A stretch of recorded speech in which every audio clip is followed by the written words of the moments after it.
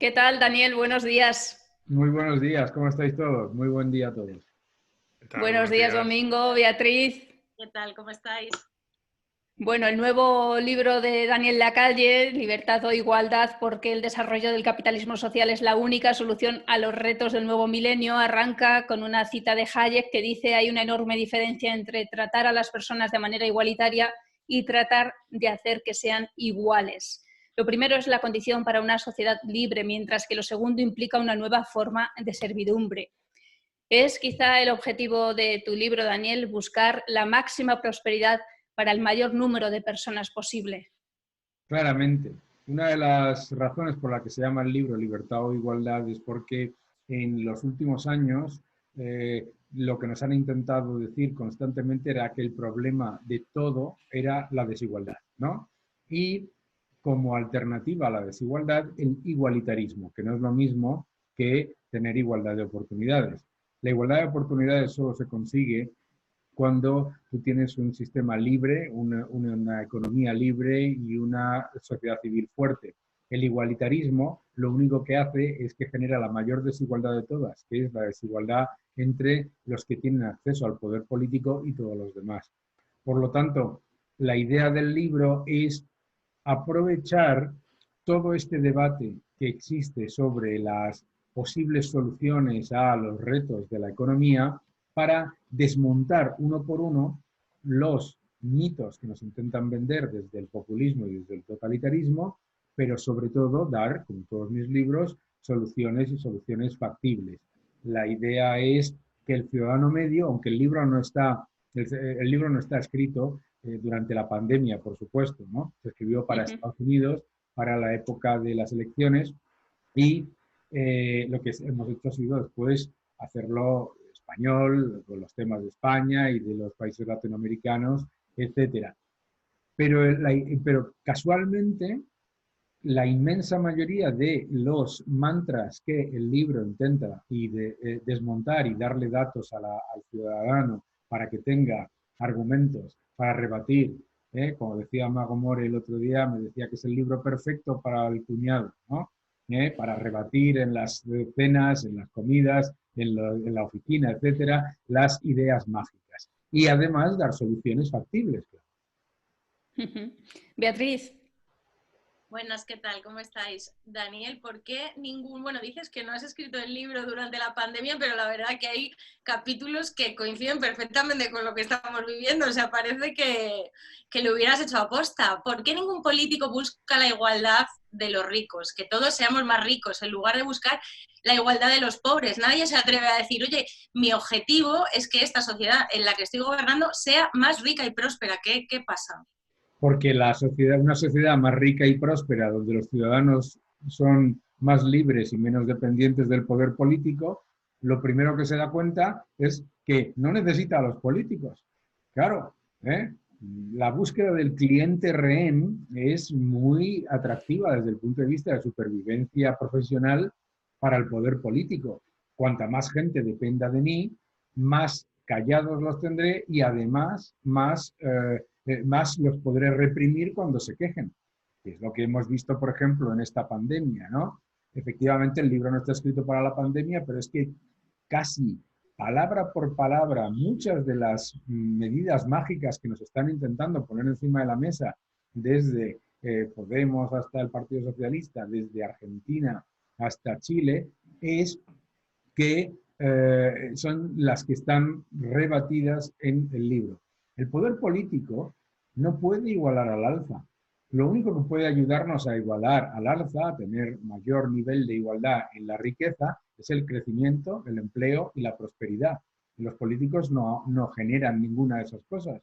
Los políticos lo único que pueden hacer es igualar a la baja, es convertir a los pobres en más pobres y convertir a los ricos en pobres. Eso lo pueden hacer maravillosamente. Todo es una cuestión de supervivencia profesional, claro. A mí lo que me sorprende, Daniel, y tú que has viajado mucho, yo creo que has estado prácticamente en todos lados, es por qué tienen tanto éxito estas ideas, y te digo lo que has viajado, porque además tienen éxito en prácticamente todas las sociedades. Y a mí eso me llama la atención. ¿Por qué si tú sales a la calle y le preguntas a la gente, oiga, ¿usted en qué país le gustaría vivir? Pues ahora la gente a lo mejor te dice Estados Unidos, otros te van a decir Dinamarca o Suecia, otros te van a decir Suiza, a lo mejor alguno que haya estado en Singapur, Australia, te dicen, se vive muy bien.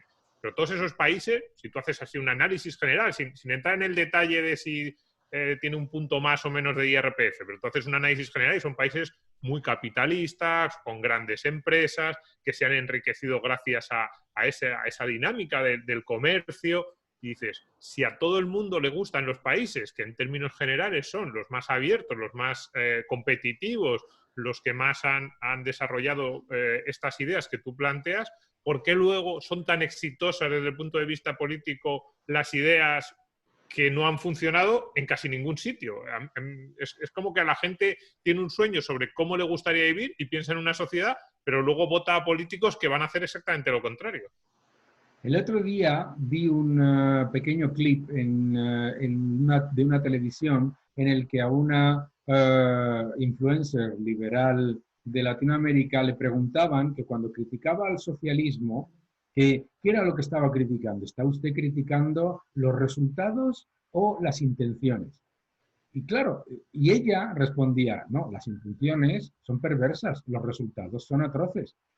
Pero, ¿cuál es el problema? El problema es, yo recuerdo que tú y yo compartimos con un diálogo con Juan Rayo y con Carlos Rodríguez Brown, en el que Carlos dijo una frase que es absolutamente clave, que es que al socialismo se le compara con sus mejores intenciones y al capitalismo con sus peores resultados. Y es verdad, en el libro, antes de haber escuchado esa frase que me parece brillante, lo que digo es que el socialismo siempre se compara con la magia, ¿no? El socialismo tiene un historial de fracasos de tal calibre que solamente un intelectual lo puede justificar, como decía Thomas Sowell, ¿verdad? Y claro, entonces tú siempre tienes que acudir a dos cosas. Primero, se ha fracasado, pero se hizo con buena intención, como si los gobernantes de centro derecha no tuviesen buenas intenciones, ¿no? Segundo, no era verdadero socialismo. Repetir. Tercero, vale, ha fracasado porque lo ha llevado a cabo este señor, pero aquí llego yo, politólogo de 30 años, que no he creado un puesto de trabajo en toda mi vida y conmigo sí que va a funcionar, ¿no? Es una combinación, además, de paternalismo y utopía, perdón.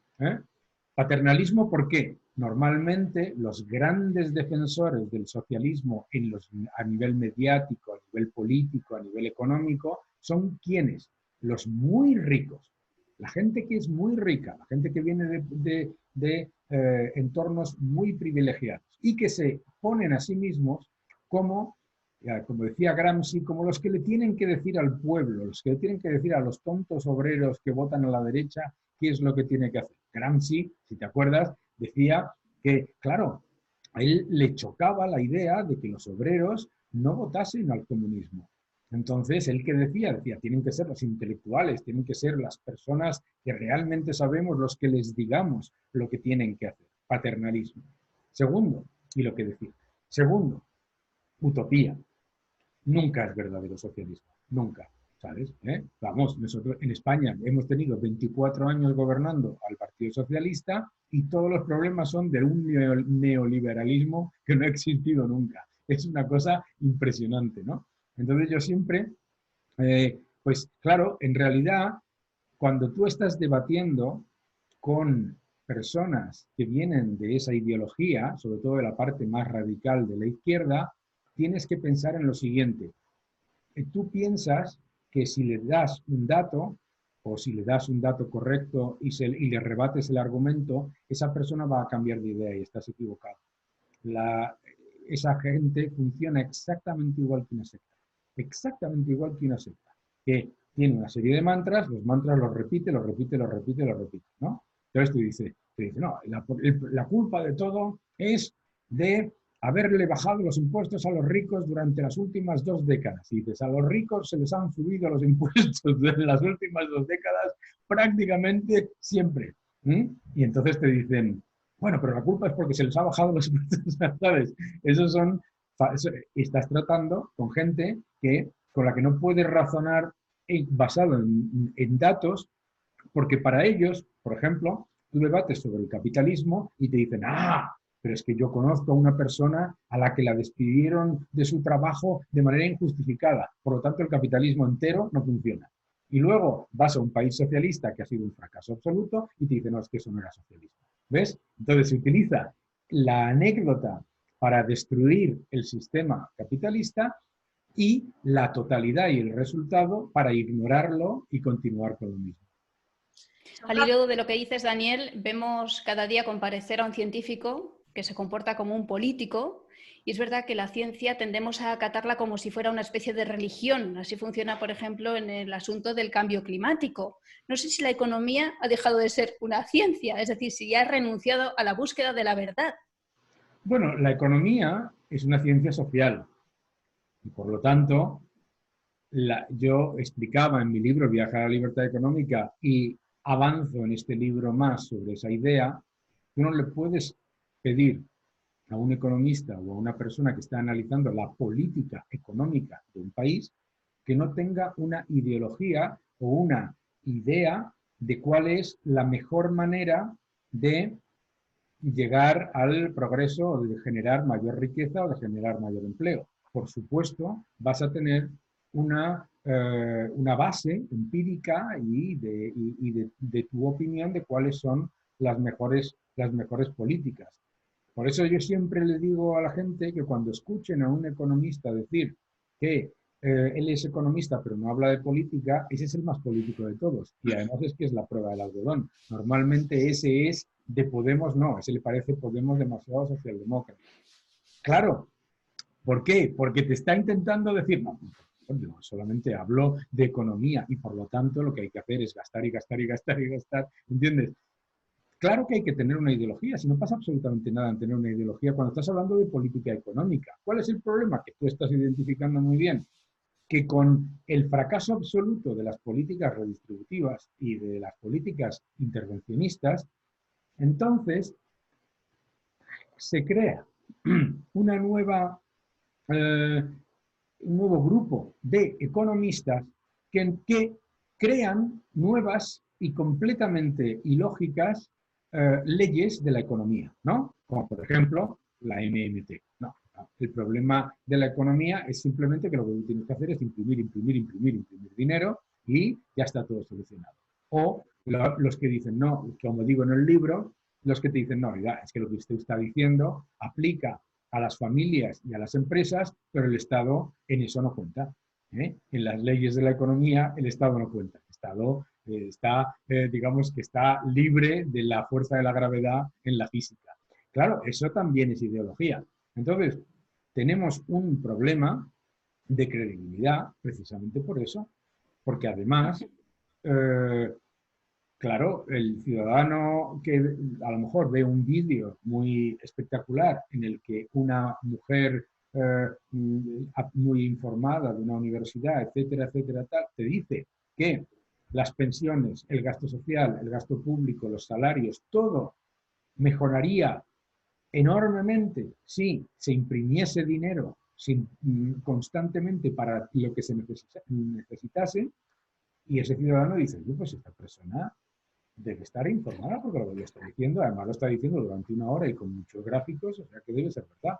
Y ahí tienes el problema, ¿no? Entonces, por eso es tan importante que nosotros demos la batalla constante, porque muchas veces lo que ocurre con los economistas y con las personas de ideología liberal es que pensamos que los datos y la evidencia empírica van a cambiar la opinión de esas personas. O sea, cuando tú dices que todo se soluciona imprimiendo dinero, dices, bueno, ¿cómo va la cosa en Argentina? Pues va bien, ¿no?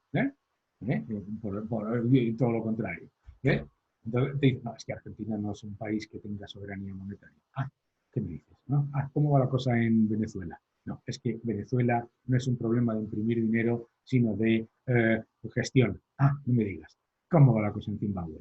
Bueno, es que en Zimbabue, ¿sabes? En realidad, como estás hablando de nuevos dogmas, tienes que volver constantemente a atacar esa falta de honestidad intelectual tan brutal que tenemos en esas nuevas, no nuevas, que son bien antiguas, corrientes de vendedores de soluciones mágicas.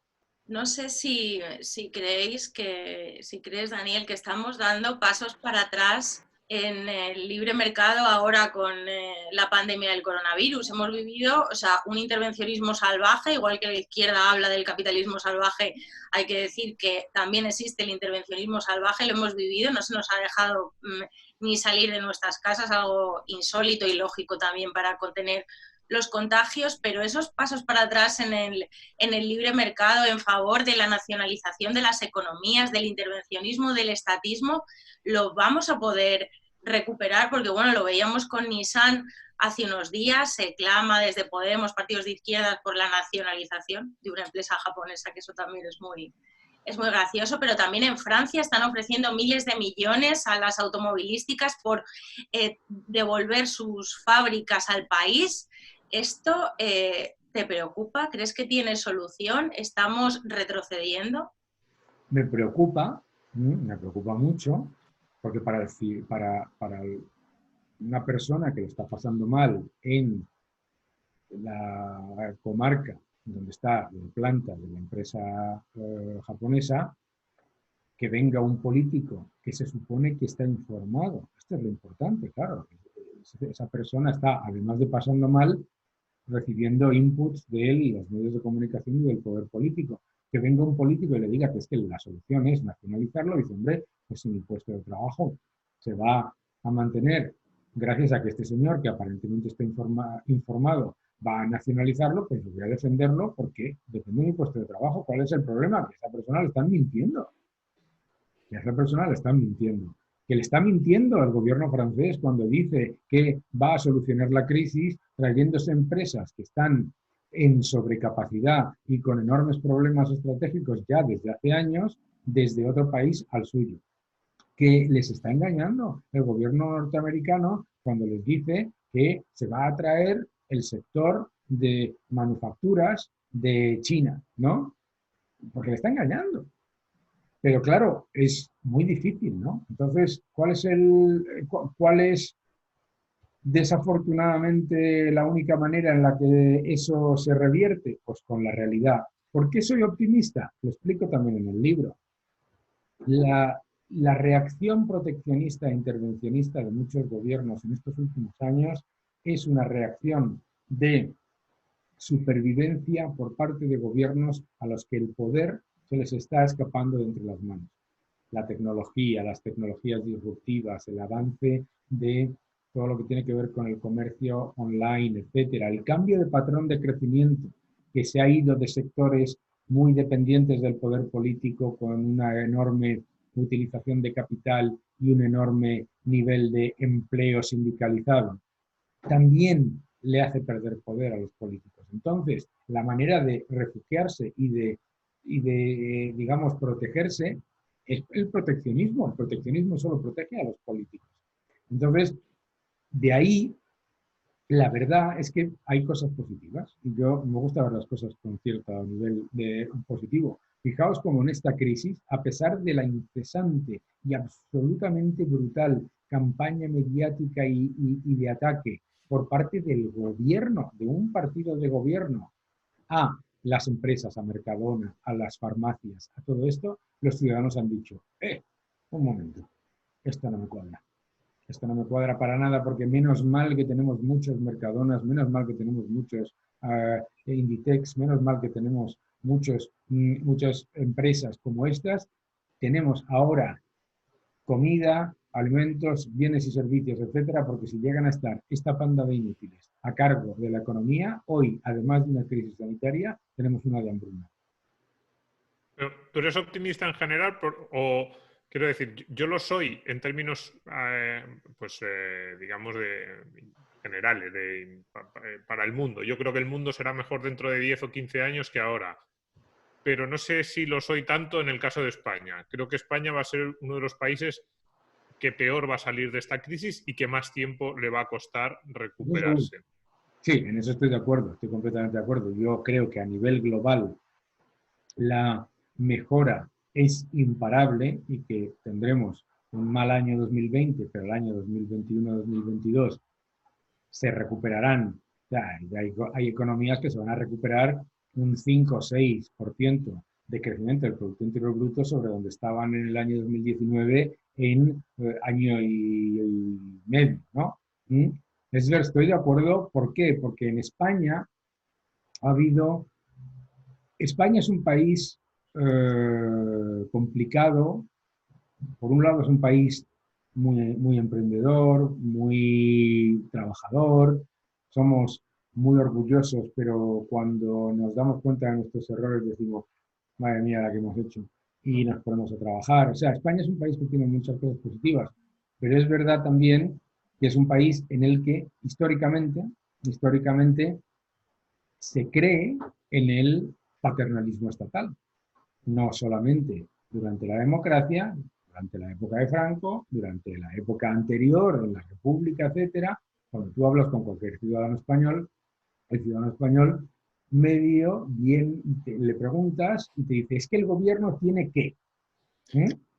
¿Y Claro. por qué es eso? Porque en España, en las encuestas sobre valores, sobre actitud ante la vida, somos los que menos valoramos la generación de riqueza, los que más valoramos la igualdad. En estas encuestas de valores, por ejemplo, BVA ha publicado alguna, se hacen preguntas ya ni siquiera políticas, sino se le dice a la gente, ¿crees que en el caso de que haya dos personas, uno de ellos trabaje, tenga talento y genere mucha riqueza y el otro no haga nada, pero crees que se debe primar la igualdad incluso aunque la persona que más trabaje acabe en una situación más similar a la que no ha hecho nada? Y España es el país europeo, muy por encima de los países del norte de Europa, de Alemania, Suecia, Holanda, países con incluso algunos con estados más grandes, pues España es el país de Europa en el que ante ese tipo de preguntas la gente dice, sí, más igualdad, por favor, incluso aunque pueda parecer injusto o incluso aunque eso perjudique al que más haya hecho.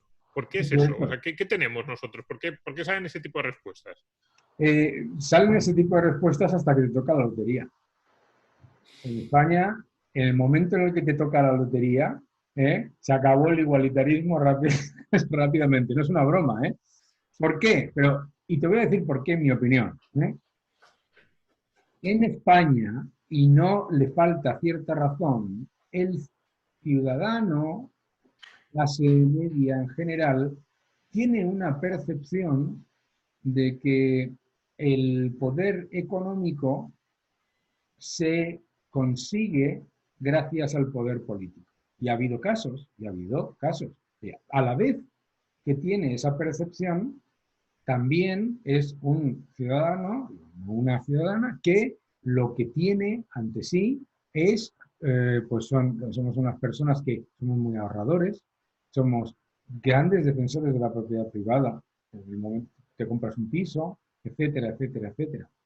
Pero, ¿por qué se tiende a pensar eso? Pues, hombre, pues mira, te voy a explicar. Si cualquiera de nosotros en el entorno familiar, desde que eres pequeño, estás recibiendo el input de que tomar riesgo es malo, de que si recibes cualquier tipo de ayuda es mejor a que te busques la vida por tu cuenta, etcétera, etcétera, pues es muy difícil. Claro, hay un componente cultural muy importante de muchas generaciones. Muchas generaciones, además, que son generaciones, la de nuestros padres y nuestros abuelos, sobre todo yo que soy mayor, que han luchado muchísimo y lo único que querían para sus hijos no era que luchasen muchísimo, sino que luchasen lo mínimo posible. O sea, y por lo tanto, hemos sido muy protectores con nuestras generaciones y a la vez hemos introducido constantemente la penalización del éxito. Y hay un tema de cultura también, te voy a decir por qué. Yo esto lo hablo con gente conocida, con famosos, con cantantes, directores, lo que sea, que conozco y digo, fíjate qué curioso, cuando a ti te hacen una entrevista, o a cualquier famoso en España se le hace una entrevista, nunca se habla de fracasos. O sea, tú ves una entrevista con Miguel Bosé, que tiene una carrera maravillosa, y en ningún sitio aparece las varias ocasiones en las que ha tenido fracasos comerciales no sonoros, sino absolutamente devastadores, ¿vale? No porque él no lo quiera reconocer, sino porque se intenta constantemente contarnos la idea de que las personas que tienen éxito lo tienen porque les ha sido las cosas fáciles, no porque se hayan deslomado a trabajar, ¿no? Entonces, ocurren casos, quiero hablar del caso de Miguel Bosé, por ejemplo, porque veo muchísimas críticas, etcétera, que se asume que a Miguel Bosé le ha ido muy bien en su carrera porque era hijo de un torero y de una actriz. Señor, todo lo contrario, ¿sabes? Entonces, yo creo que hay mucho de eso, mucho cultural, ¿eh? Mucho cultural.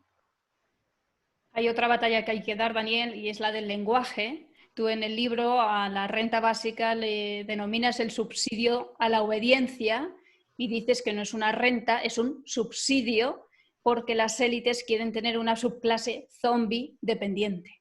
Sí, y además eso que se extrajo de la edición en inglés y se ha puesto en varios memes, ha tenido muchísimo éxito porque la gente lo entiende inmediatamente.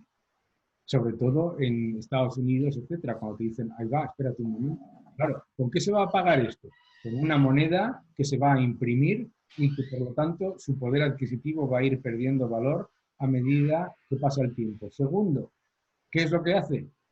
Crear una subclase zombie dependiente del poder político. En realidad, es algo que la élite, ante la evidencia de que esas personas pueden ocupar su lugar, prefieren, pues mucho más fácil, subvencionar a alguien para que no suponga un escollo para que tus hijos sigan siendo la élite, a permitirle que salga y que sea competencia para tus hijos. Beatriz. Hablabas, Daniel, en el libro de un ciclo de vida de los políticos, estos políticos salvadores, sí. Y el quinto lugar de esos pasos que dabas en uno de los capítulos era subir los impuestos a la clase media, esa clase media que se creaba gracias al capitalismo, que el capitalismo ha logrado potenciar. Y bueno, primero empezaban los políticos subiéndole los impuestos a los ricos. En España ya se ha anunciado una subida fiscal a rentas de más de 130.000 euros, 300.000. Vamos con los subsidios, se aprueba el ingreso mínimo vital, vendrán otros, seguimos dando pasos hasta el quinto, que comentabas tú, que eran los impuestos a la clase media, que están por llegar, porque bueno, lo hilabas muy bien, ¿con qué se van a pagar estos subsidios? ¿Cuándo crees que vendrán? Claro, es que es un truco utilizado durante siglos, ¿no? Que es decir, yo voy a gastar 100 y 1 o 2 lo van a pagar. Y cuando le subo los impuestos a ese 1 o 2, no da suficiente, entonces ¿a quién te subo los impuestos? A ti. Pero ¿a quién le echo la culpa? Al 1 o 2. Esto ocurrió ya en la Revolución Francesa. En la Revolución Francesa se dice, vamos a emitir una enorme cantidad de moneda para pagar rentas a toda la sociedad y lo vamos a pagar ¿con qué? Expropiándole los bienes a la Iglesia. Le expropian los bienes a la Iglesia, desaparece la seguridad jurídica, la propiedad, la defensa de la propiedad privada y no recaudas primero absolutamente nada porque a ver a quién le vendes eso, algo que después le vas a expropiar de nuevo y le sube los impuestos a la clase media. Si es que, además, la razón por la que los políticos siempre suben los impuestos a la clase media está en el nombre. Es porque es la mayor cantidad de personas disponibles. Entonces, y además es la clase que ahorra. Los ricos son los más endeudados. Los pobres son los que más transferencias reciben. En medio está el resto, que somos los que ahorramos un poquito para que nuestros hijos puedan tener ir a la universidad y tener una serie de gastos cubiertos. Si nos suben los impuestos, trabajamos más para poder ahorrar un poquito más, etcétera, etcétera. En realidad es una política absolutamente extractiva, que saben perfectamente. ¿Cómo no lo van a saber? Cualquier que eso cálculo de libro. O sea, este año España va a tener un déficit de 140.000 millones de euros. El año que viene, alrededor de 60. Estamos hablando de 200.000 millones de euros en 2 años y eso son estimaciones razonablemente conservadoras. El máximo de recaudación total de España en la historia, en el pico de la burbuja, fueron 214.000, 215.000 millones. ¿Qué piensas? ¿Que no lo va a pagar la clase media? Claro que lo va a pagar la clase Y media. no estamos ahora mismo en una situación precisamente boyante, que nuestra recaudación vaya a tener alguna oportunidad de incrementarse de alguna manera. O sea, ni los impuestos a Pero, los pero ricos. el objetivo del mensaje de los impuestos a los ricos en realidad no es de matemáticas, porque eso lo entienden perfectamente. En realidad es de incitar y alentar la envidia y el odio. ¿No? Porque eso, por ejemplo, en la televisión en Estados Unidos yo lo he visto muchas veces, ¿no? Que dicen, bueno, pero es que usted le quiere subir los impuestos a los ricos, usted sube los impuestos a los ricos con la cifra que usted misma, eso se lo decían a la senadora Elizabeth Warren, con la cifra que usted misma da, que ningún economista se cree, de recaudación, no cubre ni el déficit de un año de Estados Unidos, ¿vale? Ni un tercio, de hecho, ¿vale? Y entonces sale la respuesta. Es que no es una cuestión de recaudar, es una cuestión de justicia social. Ah, amigo, ¿qué es justicia social? Envidia política. Eso es otra cosa. Entonces no te pueden contar el cuento de esto. Saben perfectamente que le van a subir los impuestos a la clase media. Si además lo financian con impresión de moneda, la clase media es la que más sufre de la impresión de moneda porque la creación de dinero nunca es neutral, siempre beneficia primero al poder político y a los más endeudados y perjudica a los ahorradores y a los salarios reales. Esa empresa, la clase media. Y a mí lo que me preocupa es que, a ver, todos los políticos siempre han tratado lo de desplumar al pato con los menores graznidos posibles, ¿no? Al final ese es el arte de la recaudación de impuestos. Pero, y aquí siguen haciendo lo mismo. Básicamente ellos saben que si suben los impuestos demasiado, empiezan a dañar tanto la actividad económica que empiezan a recaudar menos. Pero digo que lo saben y hago una generalización que no es justa, porque hay algunos políticos que no lo saben, y a mí ese es el miedo que me da. A mí, en España, en estos momentos, en el tema de los impuestos, el miedo que me da es que tengo la sensación de que hay políticos que no tienen como mínimo ese punto de raciocinio. Es decir, los políticos, incluso los que toman medidas, al final dicen: quien me va a pagar impuestos es este, lo que no puedo hacer es matar la gallina de oro, de los huevos de oro. Tengo que tratar de quitarle lo máximo posible a la gallina de los huevos de oro sin que proteste demasiado. Pero ahora mismo estamos en un nivel preocupante porque yo creo que hay políticos en España que es que no saben que esa gallina de los huevos de oro llega un momento en que se muere o la matas y que están en... entonces, si no tienes ese mínimo, como pases el límite, ahí el daño que estás haciendo es brutal. Digamos, hay un punto en el que la estructura productiva aguanta determinado nivel de impuestos, pero como lo cruces ya no lo aguantas.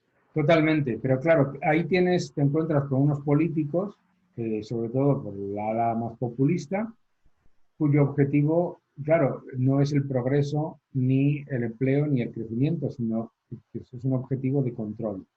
¿Eh? Y por lo tanto, lo que llevan a cabo son políticas extractivas que saben que son, que generan decrecimiento y empeoramiento económico, pero en las cuales ellos se quedan, aunque quemen el bosque, se quedan de reyes de las cenizas. Es en realidad más una política peronista que socialista. ¿Vale? Ahí sí que hay mucha igualdad de la que hablas en tu libro. Bueno, Claro. relativamente. Hay unos muy pocos que tienen todo. Al final, ese modelo peronista lo que tiene son unos poquitos políticos que prácticamente se lo quedan todo. Es el politburo modernizado y luego el resto de la población que está en una situación de igualdad en la nada. Miseria. Pero claro, si tú lo piensas desde el punto de vista extractivo, que es de la manera en la que lo piensan esos políticos populistas y su ojo y su entorno económico, que no es pequeño, empresarial, que existe el entorno empresarial extractivo, dices, bueno, esas personas en un régimen en el que está constantemente en decrecimiento o en empeoramiento económico y en el que se genera esa igualdad de pobreza, en realidad hay unas personas que salen desproporcionadamente beneficiadas. ¿No?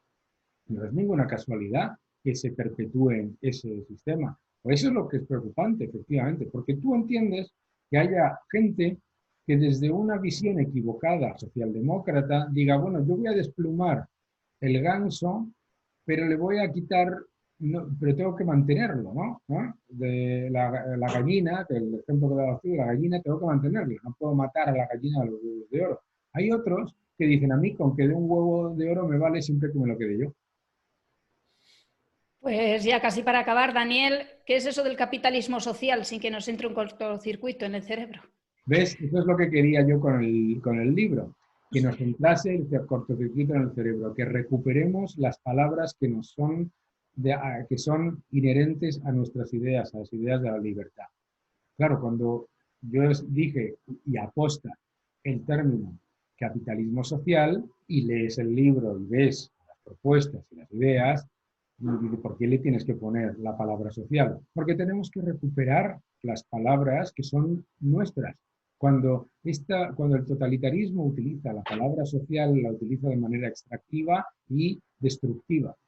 Justicia social es arbitrariedad política. Políticas sociales es clientelismo, etcétera, etcétera, etcétera. Por eso yo dije, no, yo voy a utilizar la palabra social y me la voy a traer. Y cada vez que algún seguidor o algún lector o lo que sea y tal, me pregunte y diga, esto no suena a socialismo, digo, ¿ves? Ya te han engañado. Ya se han quedado con tu palabra, que es tuya, y eso es lo que yo quiero recuperar. Pero además, no quiero que pase lo que ha pasado en los países anglosajones con la palabra liberal.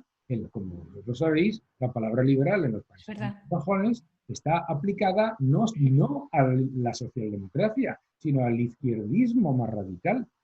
Entonces, yo lo que quería y lo que he hecho a propósito es utilizar el término capitalismo social para mostrar por qué el capitalismo es más social. ¿Y qué es el capitalismo social? Fíjate, el capitalismo social es el capitalismo con la menor injerencia gubernamental posible para eliminar o evitar al máximo el amiguismo y para evitar la decisión de ganadores y perdedores y conseguir que se lleve a cabo una mejora de bienes y servicios para los ciudadanos en las condiciones mejores y más eficientes.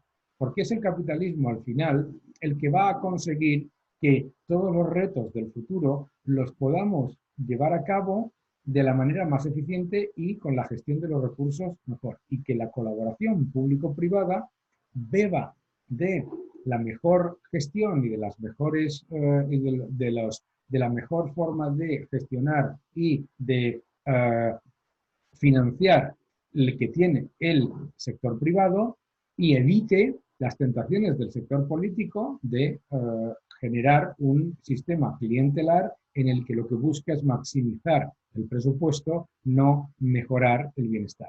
En realidad, la idea de capitalismo social es permitir que las empresas, que son las que saben realmente cómo hacerlo, tengan como parte de su proceso de inversión lo que ya llevan haciendo décadas, que es fortalecer en inversión socialmente responsable, respeto al medio ambiente, tecnología, competencia, porque es la tecnología, la competencia y la eficiencia lo que nos va a permitir pagar todos esos servicios en el futuro. Tiene el término una buena parte de marketing, o así lo he visto yo, porque en realidad lo que hacen las empresas es darle a los clientes lo que quieren con este capitalismo social. El cliente quiere comprar huevos ecológicos y está dispuesto a pagar más por ello, la empresa busca cómo facilitarles ese producto o incluso con los bonos verdes.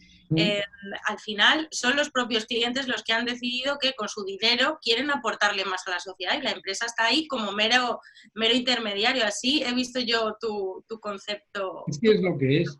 Si nosotros pensamos lo que son, cuando nos dicen políticas sociales, normalmente, ¿qué significa? Significa, es un político el que decide entregar una serie de fondos a una serie de personas por decisión política.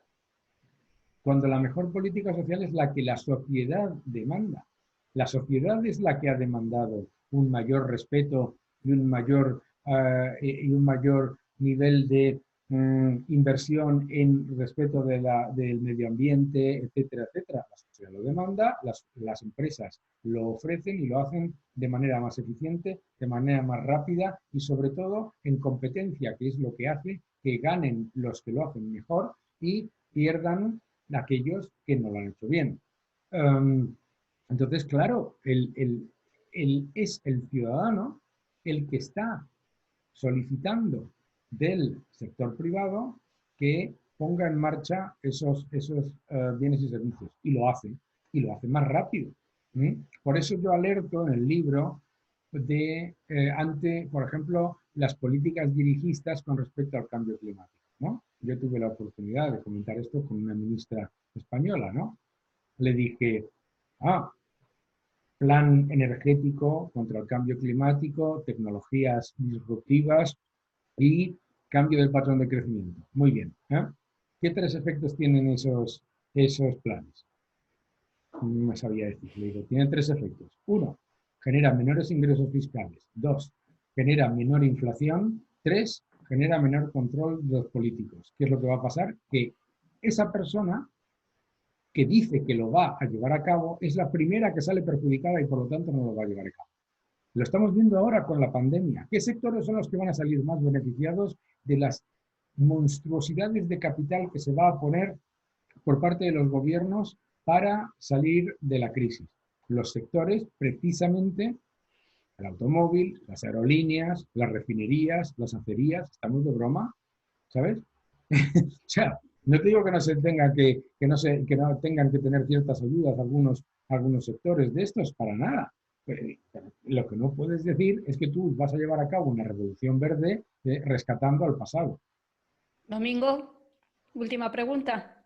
Sí, bueno, rescatando el pasado, a mí lo que más me preocupa de los políticos es que parece que... y esto es muy difícil de ver. A mí me gusta mucho la labor de Daniel, de otros divulgadores, porque una de las cosas más complicadas es darse cuenta de que igual que el mundo de ahora no es el de hace 50 años, y que si hubiéramos querido mantener el de hace 50 o 100 años seguiríamos todos en carromato, con caballos. Si queremos que el mundo de 2050 no sea el de ahora, tenemos que permitir que haya empresas de carromatos actuales que cierren y empresas de coches nuevas que abran. Pero esto para los políticos y para la sociedad yo diría que es casi lo más complicado. No sé si lo más complicado o lo que más cuesta hacerle entender a la gente que es inevitable, que si queremos que dentro de 30 años no vivir como ahora, eso requiere cambios. Claro, eso es lo que yo le decía. Mira, yo tuve la suerte de conocer la oportunidad de conocer a Dick Cheney, el ex vicepresidente de Estados Unidos. Y no una persona muy simpática, decía que la razón por la que Estados Unidos era un líder global tecnológico y energético era porque nunca había tenido política energética ni política tecnológica. Nunca. Sí, imagínate si en el año 78 Jimmy Carter, cuando se presenta en la televisión ante todos los ciudadanos norteamericanos y les dice que se va a acabar el petróleo, imagínate si el Estados Unidos llega a tener política energética. Ni sería líder en renovables, ni sería líder en petróleo, ¿sabes? Imagínate en el caso tecnológico. Yo se lo explico siempre esto a mis alumnos, ¿no? En Estados Unidos el mayor empleador privado de Estados Unidos es Walmart, que es una cadena de supermercados, almacenes, etc. ¿De acuerdo? El mayor empleador privado. Y aparece Amazon. Imagínate con unos políticos europeos, como nos gustan a nosotros, o españoles, ya no te quiero ni contar, ¿qué hubiera pasado si el mayor empleador privado, Walmart, le aparece una amenaza como Amazon? Hubiéramos hecho 3 cosas. La primera, subvencionar a Walmart a toda costa. La segunda, ponerle todos los escollos posibles a Amazon. La tercera, si como Amazon no desaparecería, utilizar la regulación y la imposición y los impuestos para echar a Amazon de ese entorno. Bien. ¿Qué es lo que pasa si hubieras hecho eso? Que te quedas sin Walmart, porque como tú has dicho, fosilizas, zombificas a la compañía que quieres mantener viva y, segundo, no tienes el campeón que crece. Gracias a que no se hizo nada en aquel entorno, Estados Unidos hoy tiene las dos y además las dos más fuertes. Entonces, lo que yo quiero decir es que el político, como no puede ser de otra manera, esta es otra cosa que tenemos que entender, lo explico en el libro, de los políticos. Los políticos no están para elegir el futuro, ni mucho menos para entenderlo, porque no tienen más ni mejor información que el sector privado. Ni siquiera nosotros tenemos idea de cuál va a ser el futuro. Los políticos intentan sostener el pasado a toda costa, como siempre va a ser. Claro, tú tienes una fábrica que hace vídeos VHS, el político hará todo lo posible porque se mantenga la fábrica de vídeos VHS, aunque nadie tenga vídeo VHS desde hace décadas.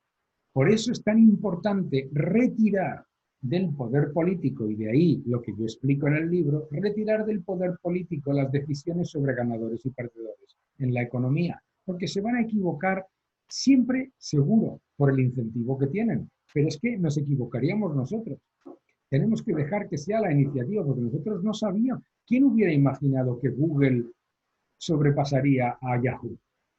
Madre mía, vosotros sois todos muy jóvenes, pero Yahoo era supuestamente inexpugnable.